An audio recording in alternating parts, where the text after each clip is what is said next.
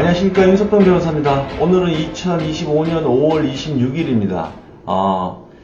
지금부터는 시리즈로 법인 파산 사건 중에서, 제가 처리한 사건 중에서 종료된 사건을 위주로 업종별로 사례를 소개해 드리겠습니다. 오늘은 이제 참 5개 회사 정도로 소개시켜 드릴 건데, A 회사는 2012년에 설립된 회사입니다.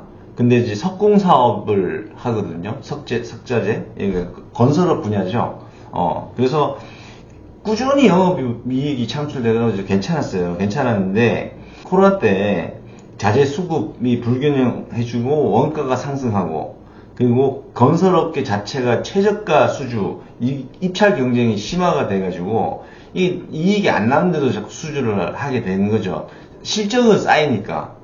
그리고 또 이제 환율 상승으로 인한 환차손 발생하는 거죠. 예. 그리고 물가 상승으로 2022년 기점으로 물가 상승이 돼서 이제 비용이 증가하게 되는데 영업이익은 안 나는 거죠. 그래서 운영 자금이 없는 거예요. 고갈돼가지고.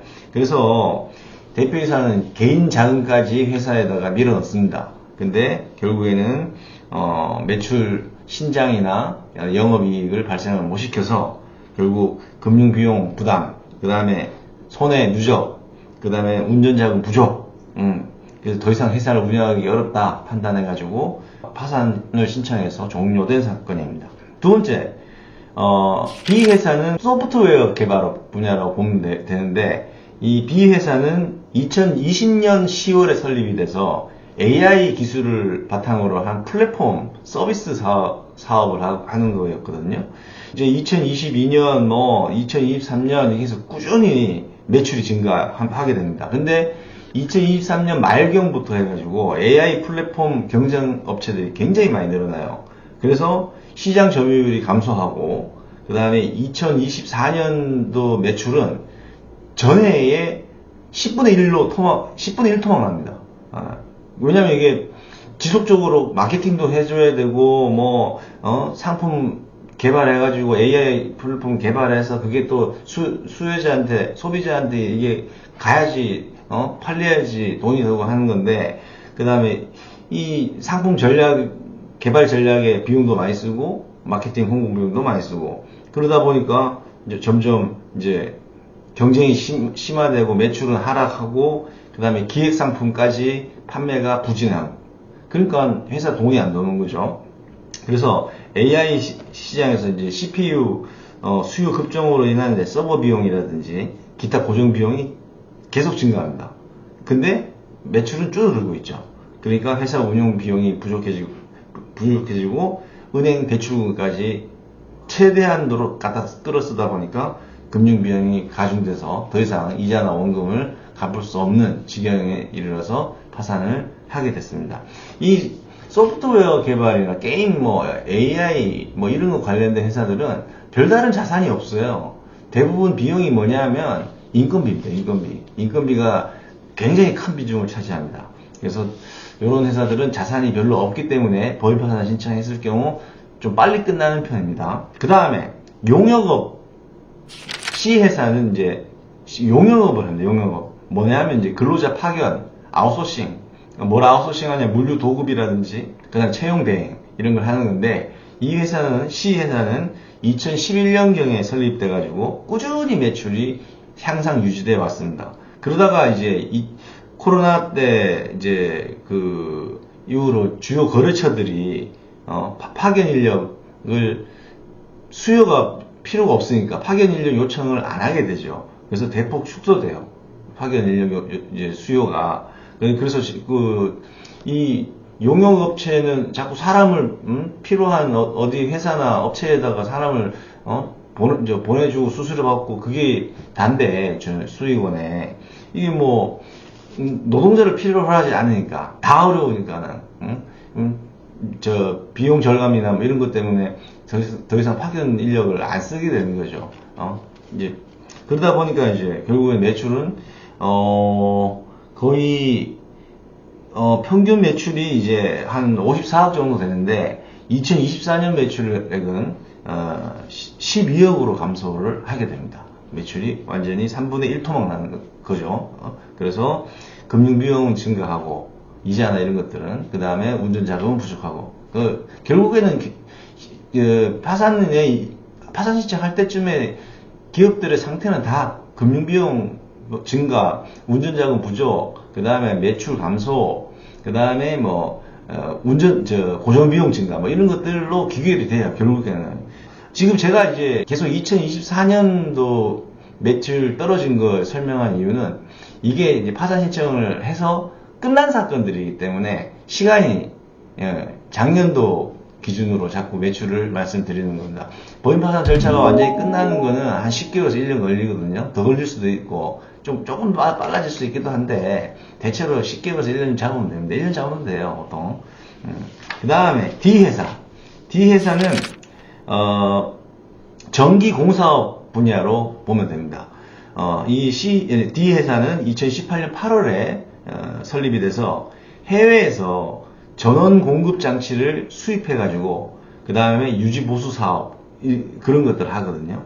2021년경에 이제 연료전지 사업을 이제 확장을 해요. 확장하다가 2022년도에 전기공사업 면허도 취득을 해서 사업 분야가 넓어져요. 그런데 이것도 마찬가지로 코로나 때 약간의 타격을 받았고, 그 다음에 원자재 가격이 상승하고 환율 상승하니까 이 수입하는 업체 입장에서는 이게 굉장히 불리한 거거든요.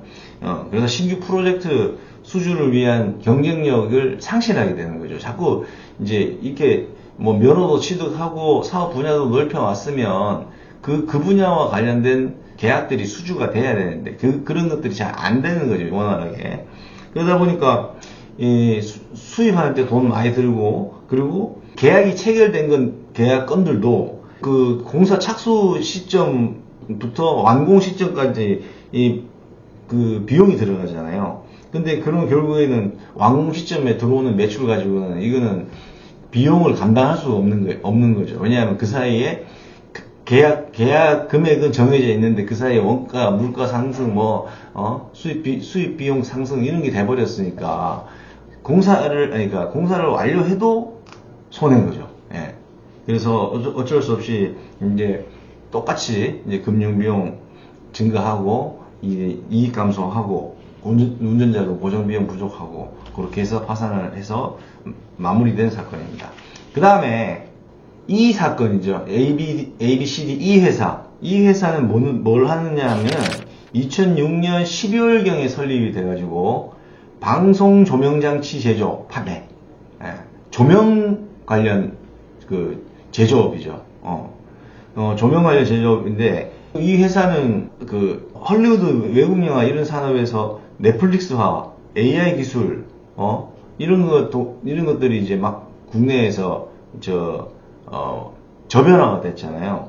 그래서 그 창작자의 저작권 같은 문제, 그 침해 문제, 방송용 조명장치 제조 요게 좀 특수한 분야다 보니까는 인건비가 비쌀 거 아니겠습니까? 그거를 수행해야 되니까 임금 문제라든지, 그 다음에